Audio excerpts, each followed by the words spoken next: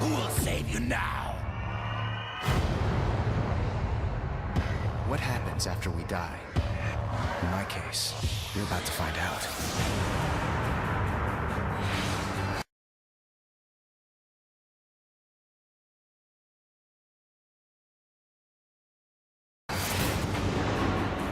An ankh is known as an archetype. Everybody know what an archetype is?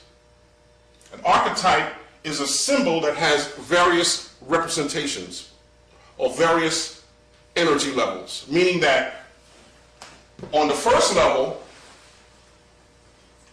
it could mean life. You all heard that before, right? Yes.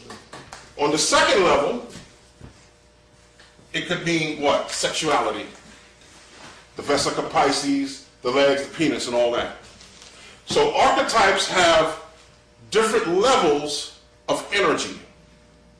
And it's not that you belong to this particular group and you belong to that group and you fight about what the ankh means. That's not the science of it.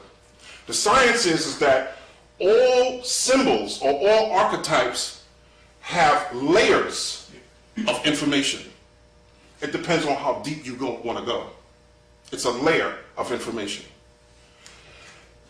Not only does it have layers of information, but before I get to that, that's what the Illuminati does with their symbols. You're understanding here, and they got layers and levels to their symbols. And so when they do a ritual, they're using it from different levels. You're thinking it from here, and they're using it from here. Besides having the levels to the archetype, it also has what's known as a reflection. You have levels of energy and you also have a reflection of energy, meaning the opposite. Meaning if I did a five-pointed star, the five-pointed star also has the same thing, a reflection. So, why am I showing you this?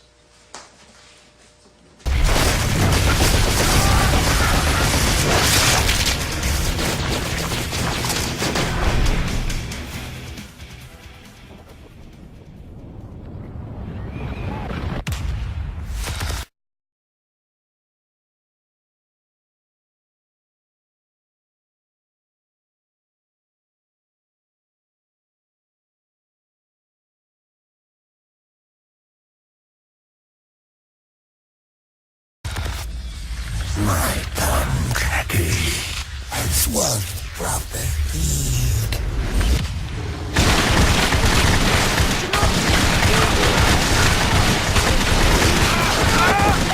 Shit! Hey! Dude, what is going on? What are you doing? I grow strong upon you, Jackie.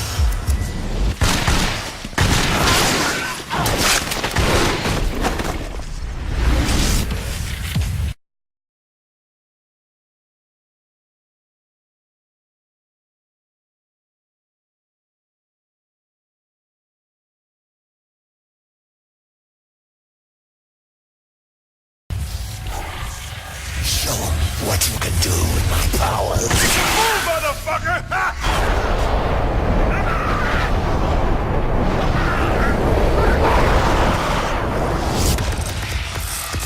Pure vessel.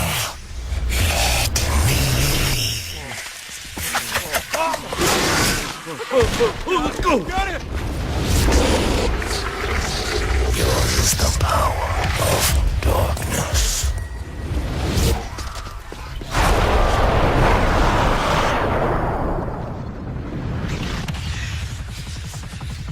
Now I show you.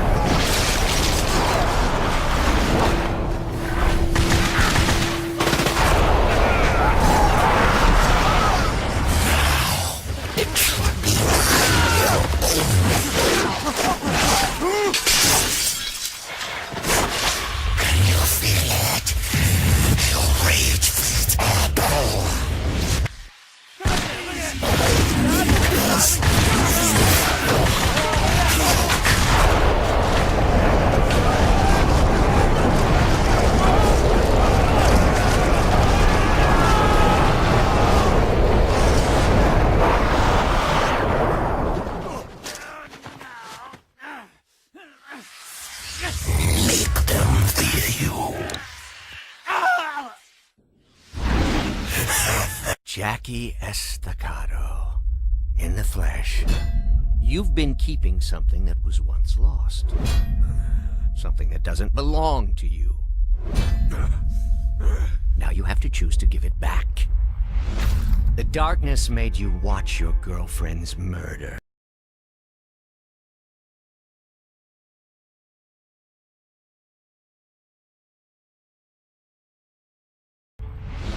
Your first meaningful act as its host was one of submission.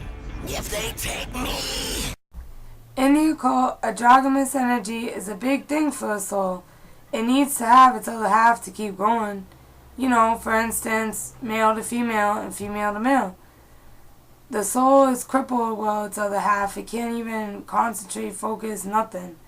The occults are fully aware of everything that's going on. That's why there's always a male on a plate to find his female, if you notice. You know, that's why the masculine man is always looking for the feminine, which is female, because it's the two energies that have to unite. That's where you get the yin and the yang. Positive and negative makes things happen. And you know, that's also another symbolic dealing with the black man, the Heru, also known as the Heru, because even on commercials and movies, the white man has the white woman, and the black male is always with either a white woman or someone of a different ethnic. It's nothing against interracial couples or nothing like that, but it's just that when you're promoting the black man as a whole and him representing his nation, he has to be represented with the same women as of his species. So, you know, he does that on purpose on television, you know, just promote him with the other half on television, you know. He does that on purpose. He makes him missing. He keeps him crippled. He'll put the black man with a fucking dog, as long as it ain't the black woman, as long as it ain't the other half. So them in the video game searching for the other half also fits our symbol as well, because we all know, even Caucasian celebrities, man, on the TV screen, they're always dealing with the other half of their species, their women. So, you know, that's definitely the black male looking for his other half.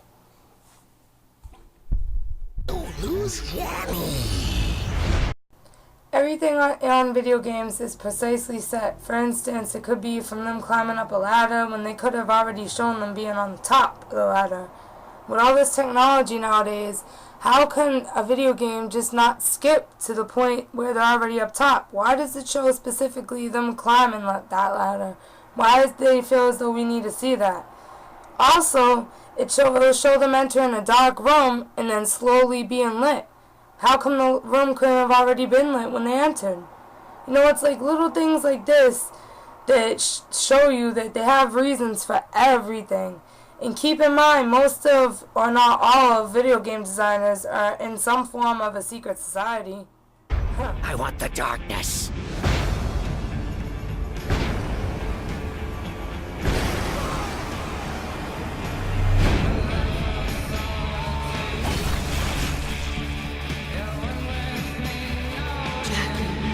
Jenny's dead. Focus.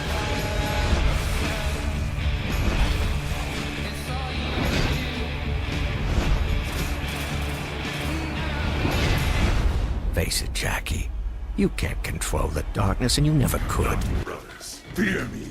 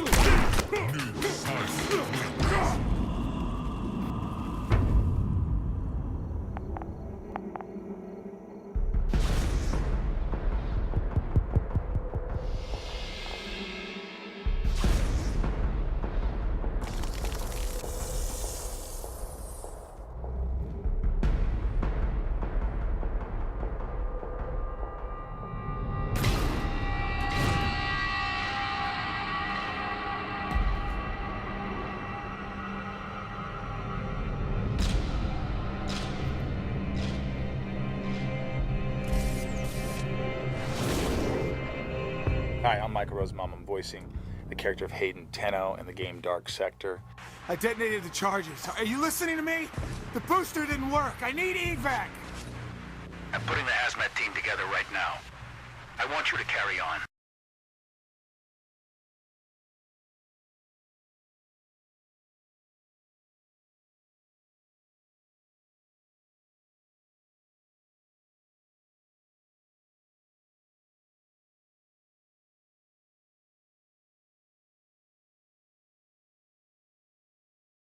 I've lost all my gear. Improvise. You were always good at that. I've been waiting for this. He's this, black ops agent sent to Russia on this mission, and he just has been kicking ass his whole life.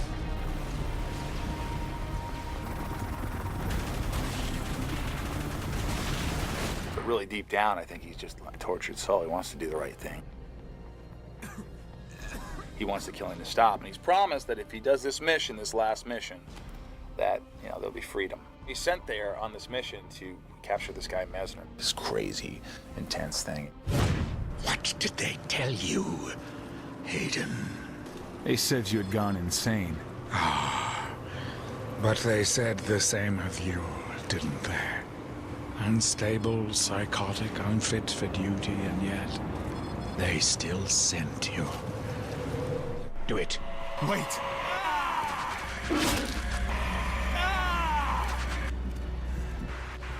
I've been infected. The shot you gave me, it's not working. This is not something that our hero likes, but I guess it's, it's a very painful infection that he has to get rid of, or he will eventually die. He starts getting these little powers, and it's this painful thing. He starts to become this, inhuman, like he's got this unbelievable weapon. He grows this metallic arms with blades on the end. And so he's able to throw it, which is badass. And there's fire, he throws at the fire, and now he's got one that has fire. And electricity, and it's just like, it's endless. It's just wild. He doesn't know how to control it. So by, as you start to move along with the game, with the character, you start to learn how to use these little weapons that he has. It's like a zombie movie and a sci-fi movie and a war movie, all wrapped up in one game. Look at me. You don't want to do this. Messner isn't in this for money. A lot of people are gonna die. Since when did you care about anybody but yourself? I don't know. I just know my whole life I never seemed to do the right thing. To be the voice of a video game, the lead character, Hayden Tenno, it's pretty awesome.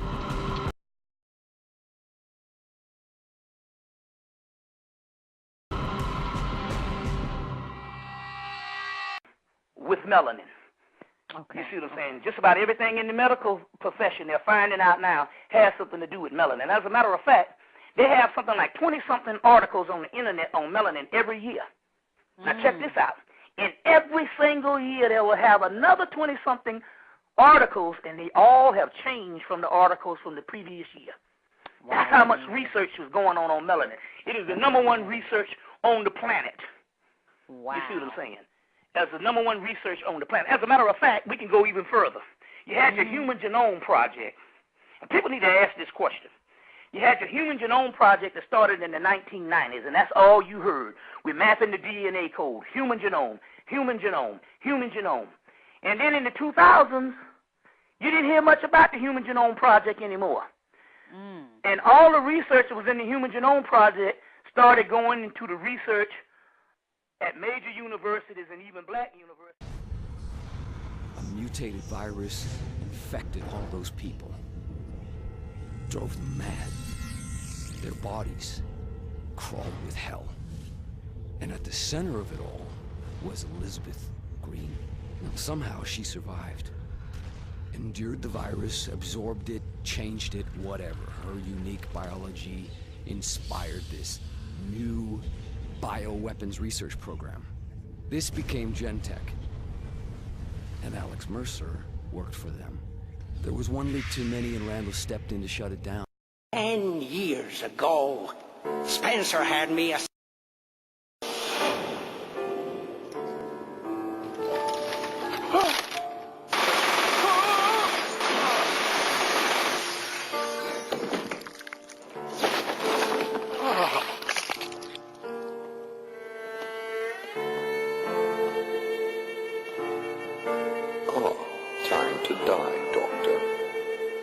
I will take over your research.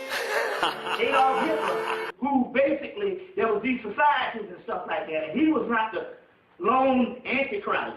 Basically, there was a society, and they used him as the scapegoat or the figure to put out in front. And you thinking it's attributed to one man, and it's a whole vast cult society, which was aimed at trying to break the mysteries of occultism, which later on would be called Melanin at Yale University. But trying to break the mysteries of occultism and also trying to create an authentic white race.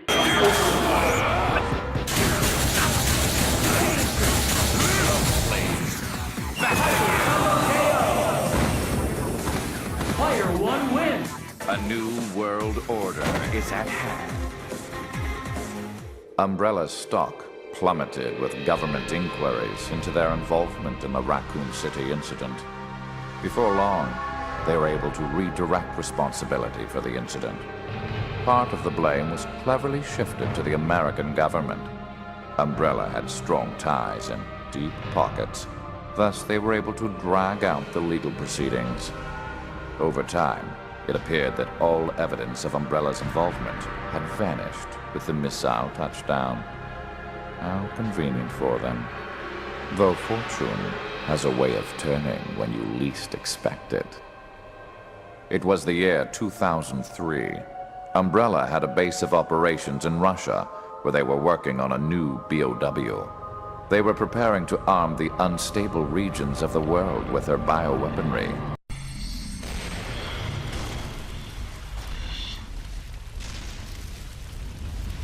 Hope was a Blackwatch project. The goal of the experiment was to create a viral weapon that could be used to target specific racial types. But Hope went wrong.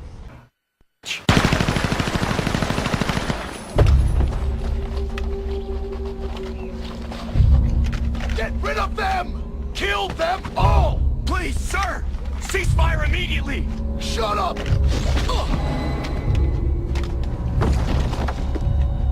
Do it!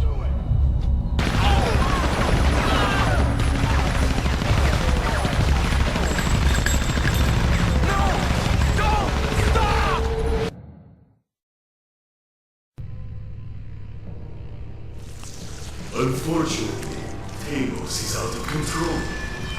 The T-virus inside of his body will continue to mutate until even a god cannot control it.